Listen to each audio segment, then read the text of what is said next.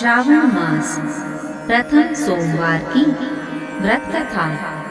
श्रावण मास भगवान शिव को अत्यंत प्रिय है। इस मास के प्रत्येक सोमवार को विशेष पूजा अर्चना और व्रत का बहुत महत्व होता है।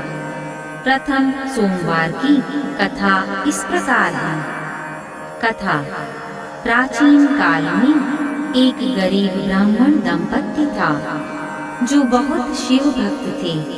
उनके घर में अन्न का अभाव था, फिर भी वे प्रतिदिन भगवान शिव का पूजन करते, बेलपत्र अर्पित करते और श्रद्धा से ओम नमः शिवाय का जप करते।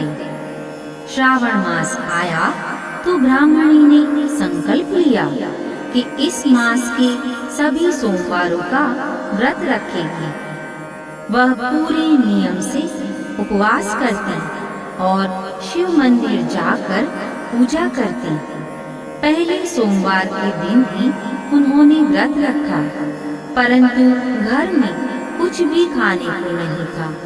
उन्होंने फिर भी व्रत पूर्ण श्रद्धा से किया। उस रात शिवजी प्रसन्न हुए और उन्होंने स्वप्न में ब्राह्मणी को दर्शन दिए। उन्होंने कहा, तुम्हारी भक्ति से मैं प्रसन्न हूँ। कल प्रातः तुम्हारे आंगन में एक स्वर्ण कलश मिलेगा। वह तुम्हारी दरिद्रता को हर लेगा। सुबह जब वह उठी तो सचमुच आंगन में एक स्वर्ण कलश रखा था, जिससे उनके घर में सुख शांति समृद्धि आने लगी। उस दिन से ब्राह्मण परिवार धन धान्य से पूर्ण हो गया और उनका जीवन शिव भक्ति में समर्पित रहा।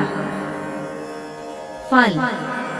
जो भी श्रद्धा से श्रावण मास के सोमवार का व्रत रखता है और भगवान शिव का ध्यान करता है, उनकी सभी मनोकामनाएं पूर्ण होती हैं, दरिद्रता दूर होती है, विवाह संबंधित बाधाएं समाप्त होती हैं और जीवन में सुख शांति और समृद्धि का आगमन होता है।